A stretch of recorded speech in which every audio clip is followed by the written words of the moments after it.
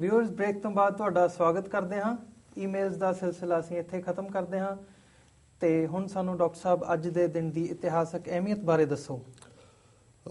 ਅੱਜ ਸਿੱਖ ਇਤਿਹਾਸ ਦੇ ਹਵਾਲੇ ਨਾਲ ਅੱਜ ਦੇ ਦਿਨ 1921 ਦੇ ਵਿੱਚ ਇੱਕ ਪਾਸੇ ਸੁਧਾਰਕ ਲਹਿਰ ਜਿਹਨੂੰ ਅਸੀਂ ਅਕਾਲੀ ਲਹਿਰ ਦਾ ਨਾਂ ਦਿੰਦੇ ਹਾਂ, ਸ਼੍ਰੋਮਣੀ ਗੁਰਦੁਆਰਾ ਪ੍ਰਬੰਧਕ ਕਮੇਟੀ ਭਾਵੇਂ ਕਾਨੂੰਨੀ ਤੌਰ ਤੇ ਤਾਂ ਇਹ 1925 ਚ ਬਣੀ ਗੁਰਦੁਆਰਾ ਐਕਟ ਤੋਂ ਬਾਅਦ, ਲੇਕਿਨ ਸਭ ਤੋਂ ਪਹਿਲਾਂ ਸਿੱਖਾਂ ਨੇ ਆਪਣੇ ਤੌਰ ਦੇ ਉੱਤੇ ਇਹ ਚੋਣਾਂ ਨਾਲ ਨਹੀਂ ਇਹ ਬਣਾਈ ਸੀ ਔਰ ਇਹ ਇਤਿਹਾਸਕ ਗੁਰਦੁਆਰਿਆਂ ਨੂੰ ਹੌਲੀ ਹੌਲੀ ਆਪਣੇ ਨਾਲ ਜੋੜ ਰਹੀ ਸੀ। ਉਸੇ ਪ੍ਰਕਾਰ ਬਾਬੇ ਦੀ ਬੇਰ, ਸਿਆਲਕੋਟ, ਤਰਨਤਾਰਨ ਸਾਹਿਬ, ਇਹ ਸਾਰੇ ਗੁਰਦੁਆਰਿਆਂ ਤੇ ਇੱਕ ਤੋਂ ਬਾਅਦ ਇੱਕ ਸ਼੍ਰੋਮਣੀ ਕਮੇਟੀ ਦਾ ਕੰਟਰੋਲ ਹੋ ਰਿਹਾ ਸੀ। ਸੋ ਉਸ ਪੀਰੀਅਡ 'ਚ ਜਿਹੜੇ ਬਹੁਤ ਸਾਰੇ ਇਤਿਹਾਸਕ ਗੁਰਦੁਆਰਿਆਂ 'ਚ ਬੈਠੇ ਮਹੰਤ ਸੀ, ਸਨਾਤਨੀ ਕਿਸਮ ਦੇ ਸਿੱਖ ਸੀ, ਉਦਾਸੀ, ਨਿਰਮਲੇ, ਅਡਣਸ਼ਾਹੀ, ਬੇਦੀ, ਸੋਢੀ, ਇਹ ਸਾਰੇ ਵੀ ਇਕੱਠੇ ਹੋ ਰਹੇ ਸੀ ਕਿ ਵੀ ਇਹ ਅਸੀਂ ਜਿਹੜਾ ਹੈ ਉਹ ਆਪਣਾ ਫਰੰਟ ਉਹਨਾਂ ਨੇ ਬਣਾਇਆ ਸੀ ਵੀ ਸਾਡੇ ਗੁਰਦੁਆਰੇ ਖੁੱਸ ਨਾ ਜਾਣ।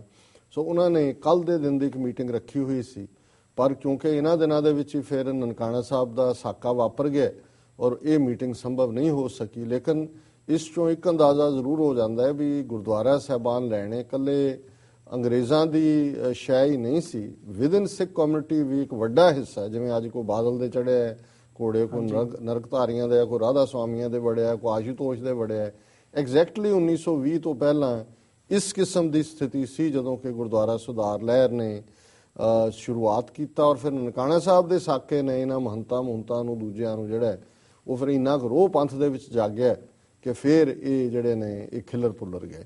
1949 ਦੇ ਵਿੱਚ ਅੱਜ ਦੇ ਦਿਨ ਬੰਗਾਲ ਰੈਗੂਲੇਸ਼ਨ ਐਕਟ 1818 ਦੇ ਥੱਲੇ ਮਾਸਟਰ ਤਾਰਾ ਸਿੰਘ ਨੂੰ ਨਰੇਲਾ ਸਟੇਸ਼ਨ ਜਿਹੜਾ ਦਿੱਲੀ ਦੇ ਵਿੱਚ ਦੇ ਨੇੜੇ ਹੈ, ਯੂਪੀ 'ਚ ਪੈਂਦਾ ਹੈ, ਗ੍ਰਿਫਤਾਰ ਕੀਤਾ ਗਿਆ ਕਿਉਂਕਿ ਉਹ ਦਿੱਲੀ ਦੇ ਵਿੱਚ ਉਹਨਾਂ ਨੇ ਇੱਕ ਕਾਨਫਰੰਸ ਰੱਖੀ ਸੀ ਅਕਾਲੀਆਂ ਦੀ ਜਿਹਦੇ 'ਚ ਸ਼ਮੂਲੀਅਤ ਲਈ ਜਾ ਰਹੇ ਸੀ, ਕਿਉਂਕਿ ਉਦੋਂ ਤੱਕ ਇਹ ਸਾਹਮਣੇ ਆ ਗਿਆ ਸੀ ਕਿ 10 ਅਕਤੂਬਰ 1947 ਨੂੰ ਸਿੱਖਾਂ ਨੂੰ ਜਰਾਇਮ ਪੇਸ਼ਾ ਐਲਾਨੇ ਹੈ ਔਰ ਪਟੇਲ ਜਿਹੜਾ home minister, Nehru prime minister, ਇਹ ਸਿੱਖਾਂ ਦਾ ਕੋਈ ਇਕੱਠ ਨਹੀਂ ਸੀ ਹੋਣ ਦੇਣਾ ਚਾਹੁੰਦੇ।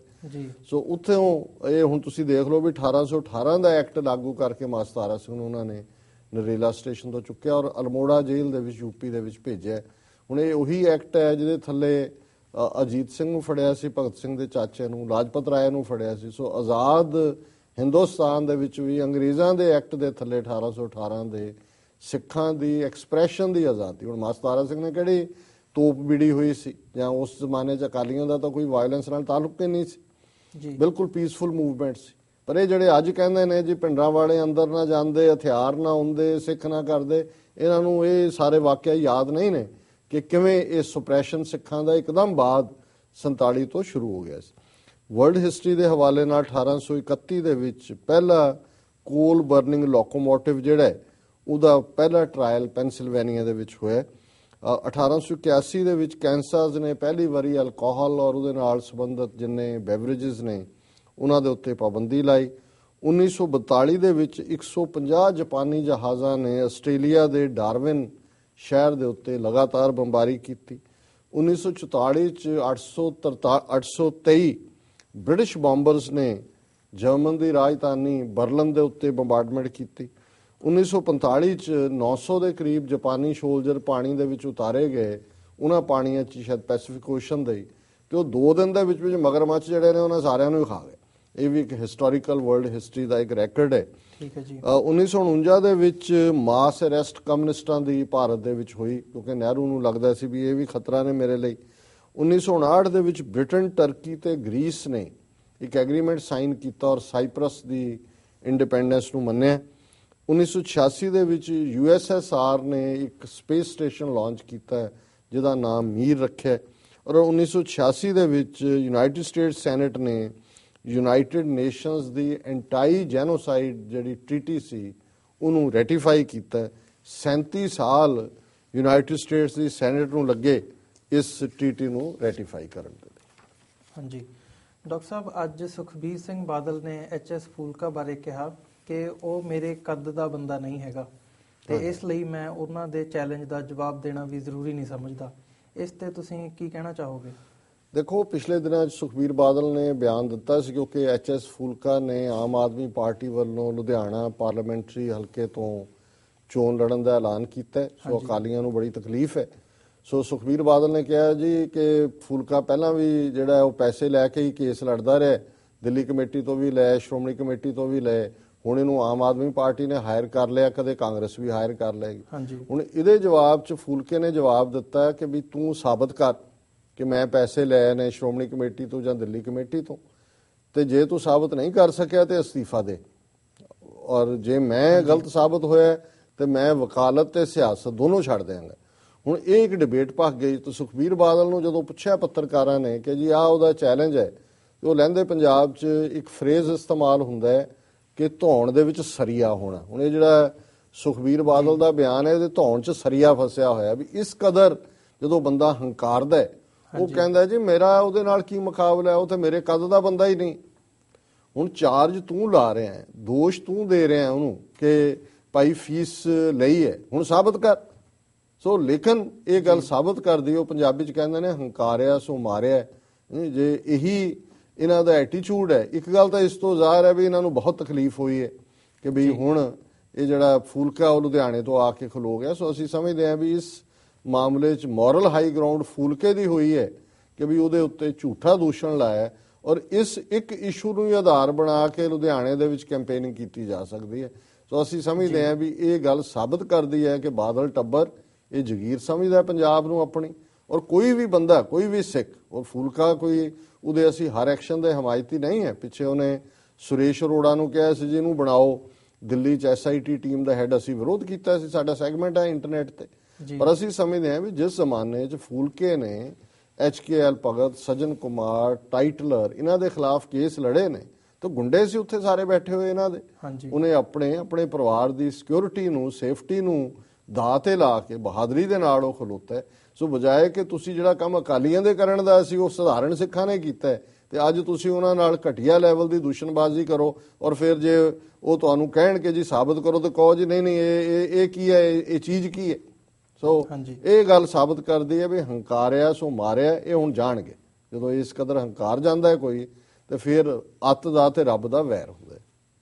ਹਾਂਜੀ doctor Sahib, Times of India ਦੀ ਇੱਕ ਸਟੋਰੀ ਮੁਤਾਬਕ ਸਰਦਾਰ ਪ੍ਰਕਾਸ਼ ਸਿੰਘ ਬਾਦਲ ਨੇ ਆਪਣੀਆਂ ਸਰਕਾਰਾਂ ਦੇ ਸਮੇਂ ਜੂਨ 84 ਘੱਲੂਘਾਰੇ ਦੇ ਜਿਹੜੇ ਜਿਨ੍ਹਾਂ ਨੇ ਕਰਵਾਇਆ ਸੀਗਾ ਉਹਨਾਂ ਨੂੰ ਡਿਫੈਂਡ ਕੀਤਾ, ਤੇ ਇਹਦੇ ਤੇ ਚਾਨਣਾ ਪਾਓ। ਨਹੀਂ ਜੀ, ਕੱਲਾ ਡਿਫੈਂਡ ਨਹੀਂ ਕੀਤਾ, ਬੜੀ ਅੱਛੀ ਸਟੋਰੀ ਹੈ ਟਾਈਮਜ਼ ਆਫ ਇੰਡੀਆ ਦੀ, ਕਿਉਂਕਿ ਹੁਣ ਇਹ ਡਿਬੇਟ ਚੱਲ ਰਹੀ ਹੈ। ਅਮਰਿੰਦਰ ਨੇ ਚਾਰਜ ਲਾਇਆ ਵੀ ਬਾਦਲ ਹੋਮ ਮਿਨਿਸਟਰ ਨੂੰ ਕੱਲਾ ਮਿਲਿਆ ਸੀ ਨਰਸਿਮਹਾ ਰਾਓ ਨੂੰ 27 ਮਈ ਨੂੰ, ਉਹਨੇ ਕਿਹਾ ਸੀ ਵੀ ਕਰ ਦਿਓ।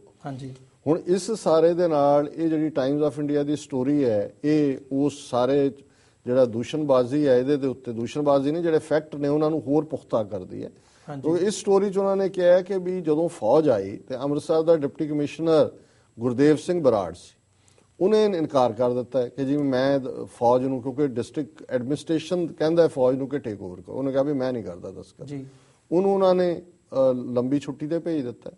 ਤੇ ਰਮੇਸ਼ ਇੰਦਰ ਸਿੰਘ ਜਿਹੜਾ ਕਿ ਤਮਿਲਨਾਡੂ ਕਾਡਰ ਦਾ IAS ਅਫਸਰ ਸੀ, ਉਹਨੂੰ ਅੰਮ੍ਰਿਤਸਰ ਲਿਆਂਦਾ ਗਿਆ, DC ਲਾਇਆ ਗਿਆ, ਔਰ ਉਹਨੇ ਦਸਤਖਤ ਕੀਤੇ, ਔਰ ਉਹਦੇ ਤੇ ਅਟੈਕ ਹੋਇਆ ਦਰਬਾਰ ਸਾਹਿਬ ਤੇ। ਹੁਣ ਉਸ ਰਮੇਸ਼ ਇੰਦਰ ਸਿੰਘ ਨੇ ਜਦੋਂ ਬਾਦਲ ਦੀ ਸਰਕਾਰ 1997 'ਚ ਬਣੀ, ਬਾਦਲ ਨੇ ਆਪਣਾ PA ਲਾਇਆ, ਇਹ ਟਾਈਮਜ਼ ਆਫ ਇੰਡੀਆ ਵੀ ਕਹਿੰਦਾ। ਜਦੋਂ ਦੁਬਾਰਾ ਬਾਦਲ ਦੀ ਸਰਕਾਰ ਬਣੀ 2007 'ਚ ਉਹਨੂੰ ਚੀਫ ਸੈਕਟਰੀ ਲਾਇਆ, ਔਰ ਈਵਨ ਰਿਟਾਇਰਮੈਂਟ ਤੋਂ ਬਾਅਦ ਵੀ ਉਹਨੂੰ ਅਕਮੋਡੇਟ ਕੀਤਾ, ਔਰ ਇਹਦੇ ਕਹਿਣ ਤੇ ਉਹਨੇ ਈਵਨ BJP ਵੀ ਜੁਆਇਨ ਕੀਤੀ। ਹੁਣ ਜੇ ਬਾਦਲ ਨੂੰ ਘੱਲੂਘਾਰੇ ਦੇ ਕਰਾਉਣ ਵਾਲਿਆਂ ਦੇ ਖਿਲਾਫ ਨਫ਼ਰਤ ਹੁੰਦੀ ਤੇ ਇਸ ਕਿਸਮ ਦੇ ਬੰਦੇ ਨੂੰ ਉਹ ਲਿਆਂਦਾ। ਫਿਰ ਅਸੀਂ ਦੇਖਦੇ ਹਾਂ ਵੀ ਕਿਵੇਂ ਸੁਰੇਸ਼ ਕੁਮਾਰ ਅਰੋੜਾ ਹੋਏ, ਇਜ਼ਹਾਰ ਆਲਮ ਹੋਏ, ਸੁਮੇਧ ਸੈਣੀ ਹੋਏ, ਇਹਨਾਂ ਸਾਰਿਆਂ ਨੂੰ ਲਿਆਂਦਾ।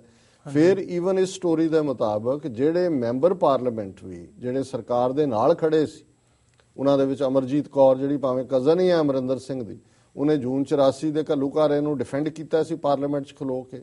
ਅਕਾਲ ਤਖਤ ਨੂੰ ਡਿਕਰਾਈ ਕਿ ਉਹਨੂੰ ਬਾਦਲ ਨੇ ਟਿਕਟ ਦੇ ਦਿੱਤੀ ਸੀ ਰਾਜ ਸਭਾ ਦੀ, ਇਹ ਤਾਂ ਉਦੋਂ ਰੌਲਾ ਪੈ ਗਿਆ ਤਾਂ ਉਹਨੂੰ ਵਾਪਸ ਲੈਣੀ ਪਈ।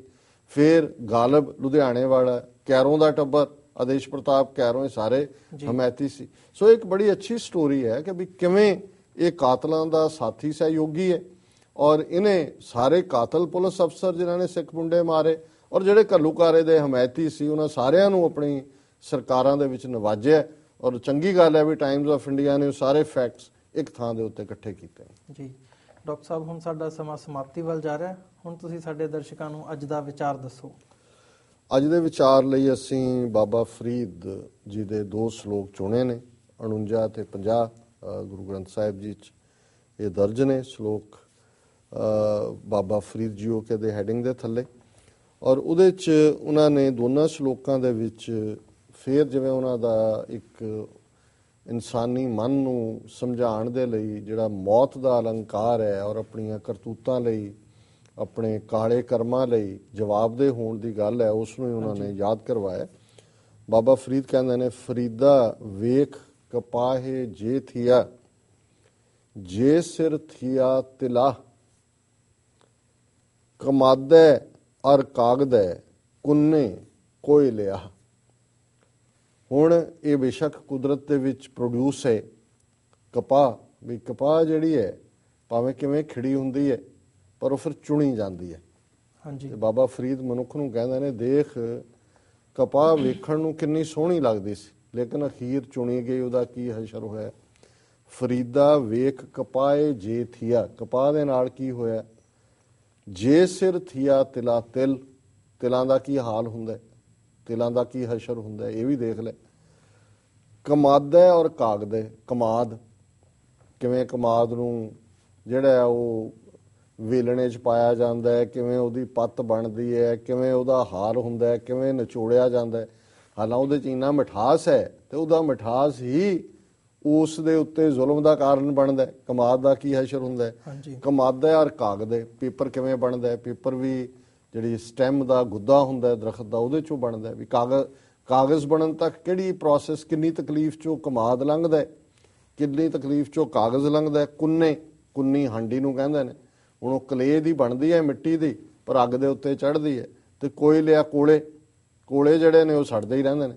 ਕਿ ਵੀ ਇਹ ਮਨੁੱਖ ਨੂੰ ਯਾਦ ਕਰਵਾਇਆ ਕਿ ਜੇ ਇਹਨਾਂ ਦਾ ਇਹ ਹਸ਼ਰ ਹੈ ਤੇ ਜਿਹੜੀਆਂ ਤੇਰੀਆਂ ਕਰਤੂਤਾਂ ਨੇ, ਨਾ ਤਾਂ ਕਪਾਹ ਨੇ ਕੁਛ ਵਿਗਾੜਿਆ ਸੀ, ਨਾ ਕਮਾਦ ਨੇ ਵਿਗਾੜਿਆ, ਨਾ ਕੁੰਨੀ ਨੇ ਵਿਗਾੜਿਆ, ਨਾ ਕੋਲਿਆਂ ਨੇ ਵਿਗਾੜਿਆ, ਨਾ ਤਿਲਾਂ ਨੇ ਵਿਗਾੜਿਆ, ਪਰ ਇਹਦੇ ਬਾਵਜੂਦ ਉਹ ਕਿੰਨਾ ਹਾਰਡਸ਼ਿਪ ਚੋਂ ਲੰਘੇ ਨੇ। ਤੇ ਤੂੰ ਜਿਹੜਾ ਕਰਦਾ ਹੀ ਮਾੜੀਆਂ ਕਰਤੂਤਾਂ, ਹਾਂਜੀ, ਤੇਰਾ ਕੀ ਹਸ਼ਰ ਹੋਏਗਾ, ਇਹ ਵੀ ਗੱਲ ਯਾਦ ਰੱਖ। ਔਰ ਅਗਲੇ ਸ਼ਲੋਕ 'ਚ ਫਿਰ ਉਹ ਆਪਣੇ ਫੇਕ ਪੁਣੇ ਨੂੰ, ਜਿਹੜਾ ਅਸੀਂ ਆਪਣਾ ਇੱਕ ਜਾਲੀ ਜਿਹਾ ਕੰਮ ਰੱਖਿਆ ਹੋਇਆ ਕਿ ਫਰੀਦਾ ਕੰਨ ਮੁਸੱਲਾ ਸੂਫ ਗਲ, ਦਿਲ ਕਾਤੀ ਗੁੜ ਵਾਤ, ਬਾਹਰ ਦਿਸੈ ਚਾਨਣਾ, ਦਿਲ ਅੰਧਿਆਰੀ ਰਾਤ। ਇਹ ਭੇਖੀ, ਬੇਸ਼ੱਕ ਕਿਉਂਕਿ ਸੂਫੀ ਨੇ ਬਾਬਾ ਫਰੀਦ, ਤੇ ਉਹਨਾਂ ਨੇ ਆਪਣੇ ਆਪ ਦੇ ਉੱਤੇ ਹੀ ਉਹ ਗੱਲ ਟਿਕਾਈ ਹੈ ਕਿ ਫਰੀਦਾ ਕੰਨ ਮੁਸੱਲਾ, ਮੁਸੱਲਾ ਹੁੰਦਾ ਹੈ ਜਿਹਦੇ 'ਚ ਨਮਾਜ਼ੀ ਜਿਹੜੇ ਨੇ ਉਹ ਥੱਲੇ ਉਹਨੂੰ ਵਿਛਾ ਕੇ ਤੇ ਗੋਡੇ ਉੱਪਰਨੇ ਹੋ ਕੇ ਨਮਾਜ਼ ਪੜ੍ਹਦੇ ਨੇ, ਉਹਨੂੰ ਮੁਸੱਲਾ ਕਹਿੰਦੇ ਨੇ। ਕੰਨ ਮੋਢੇ ਨੂੰ ਕਹਿੰਦੇ ਨੇ ਕਿਉਂਕਿ ਉਹ ਚਟਾਈ ਵਾਂਗ ਹੁੰਦਾ। 5 ਵੇਲੇ ਦੀ ਨਮਾਜ਼ ਜ਼ਰੂਰੀ ਹੈ ਹਰ ਸਿਦਕਵਾਨ ਮੁਸਲਮਾਨ ਦੇ ਲਈ, ਸੋ ਉਹ ਮੋਢੇ ਦੇ ਉੱਤੇ ਹੀ ਰੱਖਦੇ ਨੇ ਜਿਹੜੇ ਪੱਕੇ ਨਮਾਜ਼ੀ ਨੇ। ਉਹਨਾਂ ਨੇ ਕਿਹਾ ਵੀ ਦੇਖ ਆਪਣੇ ਮੋਢੇ ਤੇ ਤੂੰ ਮੁਸੱਲਾ ਰੱਖਿਆ ਹੋਇਆ। ਫਰੀਦਾ ਕੰਨ ਮੁਸੱਲਾ ਸੂਫ ਗਲ, ਗਲ ਦੇ ਵਿੱਚ ਸੂਫੀਆਂ ਵਾਲਾ ਚੋਲਾ ਪਾਇਆ ਹੋਇਆ। ਅੱਜ ਅਸੀਂ ਆਪਣਿਆਂ ਨੂੰ ਕਹਿ ਸਕਦੇ ਹਾਂ, ਸਾਡੇ ਚੋਲਿਆਂ ਵਾਲੇ ਬਾਬੇ ਹੋਣ, ਜਾਂ ਅਸੀਂ ਜਿਹੜੇ ਆਪਣੇ ਆਪ ਨੂੰ ਬੜੇ ਅੰਮ੍ਰਿਤਧਾਰੀ ਸਿੱਖ ਦੱਸਦੇ ਹਾਂ ਵੀ ਅਸੀਂ ਕਿਉਂ ਜਿਹਾ ਜਿਹੜਾ ਸਾਡੀ ਲੁੱਕ ਹੈ। ਦਿਲ ਕਾਤੀ ਗੁੜ ਵਾ, ਮੂੰਹ ਬੜਾ ਮਿੱਠਾ, ਜ਼ਬਾਨ ਚੋਂ ਇੰਨੀਆਂ ਮਿੱਠੀਆਂ ਗੱਲਾਂ ਨਿਕਲ। ਦਿਲ ਕਾਤੀ, ਕਾਤੀ ਕੈਂਚੀ ਨੂੰ ਕਹਿੰਦੇ ਨੇ, ਵੀ ਦਿਲ ਦੇ ਅੰਦਰ ਕੈਂਚੀ ਚੱਲ ਰਹੀ ਹੈ, ਜ਼ਬਾਨ ਚੋਂ ਬੜੇ ਮਿੱਠੇ ਬੋਲ ਕਰ ਰਹੇ ਨੇ, ਮੋਢੇ ਦੇ ਉੱਤੇ ਮੁਸੱਲਾ ਰੱਖਿਆ ਹੋਇਆ ਤੇ ਗਲ ਜਿਹੜਾ ਉਹ ਬੜਾ ਸੂਫੀਆਨਾ ਚੋਲਾ ਪਾਇਆ ਹੋਇਆ। ਬਾਹਰ ਦੱਸਿਆ ਚਾਨਣਾ, ਵੀ ਬਾਹਰੋਂ ਤਾਂ ਬੜਾ ਬ੍ਰਾਈਟ ਲੱਗਦਾ ਦੇਖਣ ਨੂੰ ਬੰਦਾ, ਦਿਲ ਅੰਧਿਆਰੀ ਰਾਤ, ਅੰਦਰ ਹਨੇਰਾ। ਸੋ ਇਸ ਨੂੰ ਹੀ ਜਿਹੜਾ ਸ਼ਾਇਦ ਭਗਤ ਕਬੀਰ ਜੀ ਨੇ ਕਬੀਰ ਬੀਚਕ ਗ੍ਰੰਥ ਦੇ ਵਿੱਚ ਇਸ ਥਾਟ ਨੂੰ ਹੀ ਲਿਆ ਸੀ, ਜਦੋਂ ਉਹਨਾਂ ਨੇ ਕਿਹਾ ਕਿ ਪੰਡਤ ਔਰ ਮਸ਼ਾਲਚੀ ਦੋਨੋਂ ਸੂਝੈ ਨਾਹੇ, ਔਰਨ ਕੋ ਕਰ ਚਾਨਣਾ ਆਪ ਅੰਧੇਰੇ ਮਾਹੇ। ਕਿ ਨਾ ਪੰਡਤ ਨੂੰ ਕੁਛ ਨਜ਼ਰ ਆਉਂਦਾ ਤੇ ਨਾ ਹੀ ਮਸ਼ਾਲ 'ਚ। ਜਿਹਨੇ ਮਸ਼ਾਲ ਚੁੱਕੀ ਹੁੰਦੀ ਹੈ ਉਹ ਮਸ਼ਾਲ ਦੇ ਥੱਲੇ ਹਨੇਰਾ ਹੁੰਦਾ, ਆਲੇ ਦੁਆਲੇ ਉਹਨੇ ਚਾਨਣ ਕੀਤਾ ਹੁੰਦਾ। ਕਿ ਵੀ ਇਹੀ ਥਾਟ ਹੈ ਕਿ ਵੀ ਆਪ ਅਸੀਂ ਜਿਹੜਾ ਉਹ ਬੜਾ ਆਪਣੇ ਆਪ ਨੂੰ ਰੱਬੀ ਬੰਦੇ ਸਾਬਤ ਕਰਦੇ ਹਾਂ, ਲੇਕਿਨ ਸਾਡੀਆਂ ਕਰਤੂਤਾਂ ਸਾਡੇ ਅੰਦਰ ਕਾਤੀ ਚੱਲਦੀ ਹੈ ਔਰ ਅਸੀਂ ਗੁਨਾਹਗਾਰ ਹੈ। ਲੇਕਿਨ ਪ੍ਰਭਾਵ ਅਸੀਂ ਇਹ ਦਿੰਦੇ ਕਿ ਵੀ ਜਿਹਨੂੰ ਗੁਰੂ ਨਾਨਕ ਸਾਹਿਬ ਨੇ ਫਰਮਾਇਆ, ਗੱਲੀ ਅਸੀਂ ਚੰਗੀਆਂ ਆਚਾਰੀ ਬੁਰੀਆਂ, ਮਨੋ ਕਸੁੱਧਾਂ ਕਾਲੀਆਂ ਬਾਹਰ ਚਿਟਵੀਆਂ। ਕਿ ਵੀ ਅਸੀਂ ਗੱਲਾਂ 'ਚ ਬਹੁਤ ਚੰਗੇ ਆ, ਪਰ ਸਾਡਾ ਜਿਹੜਾ ਆਚਾਰ ਹੈ, ਸਾਡਾ ਚੱਜ ਹੈ ਜੀਵਨ ਦਾ, ਉਹ ਗੱਲੀਂ ਅਸੀਂ ਚੰਗੀਆਂ, ਆਚਾਰੀ ਬੁਰੀਆਂ। ਆਚਾਰ ਸਾਡਾ ਬੁਰਾ, ਮਨੋਂ ਕਸੁੱਧਾਂ ਕਾਲੀਆਂ, ਅੰਦਰ ਅਸੀਂ ਕਾਲੇ ਆ, ਭਰੇ ਹੋਏ ਆ ਗੁਨਾਹ ਦੇ, ਬਾਹਰ ਚਿੱਟਵੜੀਆਂ, ਬਾਹਰ ਅਸੀਂ ਬੜੇ ਚਿੱਟੇ ਬਗਲੇ ਬਣੇ ਹੋਏ ਆ। ਸੋ ਇਹ ਅੱਜ ਦਾ ਥਾਟ ਹੈ। ਹਾਂਜੀ, thank you doctor Sahib. Viewers, ਹੁਣ ਸਾਡਾ ਸਮਾਂ ਸਮਾਪਤ ਹੋ ਗਿਆ ਹੈ। ਤੁਸੀਂ ਸਾਨੂੰ ਆਪਣੇ ਸੁਝਾਅ ਤੇ ਸਲਾਹ ਭੇਜਣਾ ਨਾ ਭੁੱਲਣਾ। ਸਾਡੇ ਇਸ ਪਤੇ ਤੇ sos@tv84.tv। ਅਸੀਂ ਆਪਣਾ ਪ੍ਰੋਗਰਾਮ ਲੈ ਕੇ ਫਿਰ ਹਾਜ਼ਰ ਹੋਵਾਂਗੇ। ਤਦ ਤੱਕ ਲਈ ਸਾਨੂੰ ਦਿਓ ਆਗਿਆ। ਵਾਹਿਗੁਰੂ ਜੀ ਕਾ ਖਾਲਸਾ, ਵਾਹਿਗੁਰੂ ਜੀ ਕੀ ਫਤਿਹ।